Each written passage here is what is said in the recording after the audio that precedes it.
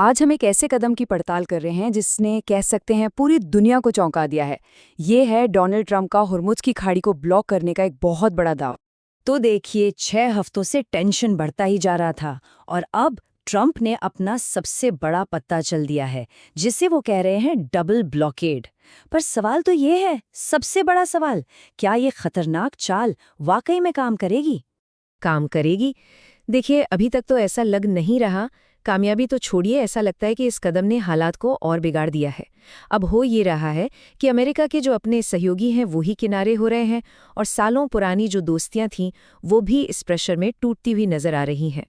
तो चलिए इस पूरी उलझन को एक एक करके समझते हैं, और इसकी शुरुआत होती है एक बहुत ही अहम जगह से, हॉर्मुज़ की खाड़ी से। आप इसे ऐसे समझिए कि ये एक पतली सी गली है, लेकिन पूरी दुनिया की एनर्जी सप्लाई के लिए ये एक मेन हाईवे की तरह है, और ईरान ठीक इसके मुहाने पर बैठा है। जाहिर है वो इस कंट्रोल का इस्तेमाल एक बहुत बड़े हथियार की तरह कर रहा है। तो जब ईरान पर चारों तरफ से दबाव पड़ा, तो उसने क्या किया? उसने इस रास्ते को एक तरह का टोल नाका बना दिया। मतलब अब यहाँ से गुजरने के लिए एक नई कीमत चुकानी पड़ रही है, एक नई सच्चाई सामने आ गई है। और इस पर ट्रंप का रिएक्शन बहुत तेज और बहुत तीखा। उन्होंने ईरान के इस कदम को सीधे सीधे फाइनेंशियल टेररिज्म यानी वित्तीय आतंकवाद कह दिया, और इसी नाम पर उन्होंने इस रास्ते को पूरी तरह बंद करने के लिए अपने डबल ब्लॉकेड को जायज ठहराया। लेकिन यहाँ एक मजेदार बात है। जब आप इस ब्लॉकेड के पीछे के लॉजिक को थोड़ा खंगालते हैं ना, तो ये पूरा का पूरा प्लान काफी कमजोर नजर आने लगता है। देखिए, कागज पर तो अमेरिकी प्लान बहुत सीधा साधा लगता है। स्टेप 1, ईरान का तेल एक्सपोर्ट रोक दो, मतलब उनकी कमाई का जरिया बंद कर दो। स्टेप 2, उनका जो तेल का स्टॉक है उसे खत्म होने दो। और स्टेप 3, जब वो पूरी तरह से पस्त हो जाए तो उन्हें बातचीत के लिए मजबूर कर दो। पर असल में ये प्लान इतना सीधा है नहीं, इसमें कई बड़ी बड़ी खामियां हैं।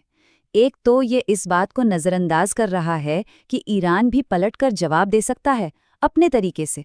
मतलब ज़रूरी नहीं कि वो बड़ी सेना से लड़े, वो छोटी छोटी अप्रत्याशित चालें चल सकता है। और दूसरी बड़ी बात यह है कि इस कदम का जो असर पूरी दुनिया की इकोनॉमी पर पड़ेगा, शायद उसका अंदाज़ा ठीक से लगाया ही नहीं गया। और इसी वजह से ना दुनिया की बड़ी ताकतों का असली रंग दिख रहा है। एक तरफ है चीन, जो खुलकर अमेरिका के सामने खड़ा है, उसे चुनौती दे रहा है। और फिर दूसरी तरफ है भारत, जो कह सकते हैं दो पार्टों के बीच में पिस रहा है। लेकिन ये मामला सिर्फ इन कुछ देशों का नहीं है। इसके जो झटके हैं, उनकी लहरें अब पूरी दुनिया में महसूस होने लगी हैं, और ये सबके लिए एक बड़ी मुश्किल खड़ी कर रहा है। और इसका असर तो सीधे आम आदमी पर पड़ रहा है। अमेरिका में ही देख लीजिए, सिर्फ 1 महीने के अंदर पेट्रोल डीजल के दाम 30% तक बढ़ गए हैं। ये सीधा सीधा आम लोगों की जेब पर असर है। तो यहाँ समझने वाली बात ये है कि ये लड़ाई सिर्फ तेल की नहीं है। ये एक ऐसा कदम है जिसमें पूरी दुनिया का जो शिपिंग और ट्रेड है उसे रोकने की ताकत है, और ये पूरी ग्लोबल इकोनॉमी को एक बड़ी मंदी की तरफ धकेल सकता है। अब देखिए, इस तनाव की गर्मी तो पूरी दुनिया महसूस कर रही है, लेकिन कुछ देश ऐसे हैं जो सीधे सीधे आग की चपेट में हैं, और उस लिस्ट में भारत का नाम शायद सबसे ऊपर है। इस बात पर जरा गौर कीजिए। भारत की 50% से ज्यादा फ्यूल सप्लाई, मतलब घर की एलपीजी गैस से लेकर गाड़ियों के पेट्रोल डीजल तक, सब कुछ इसी एक रास्ते पर निर्भर है।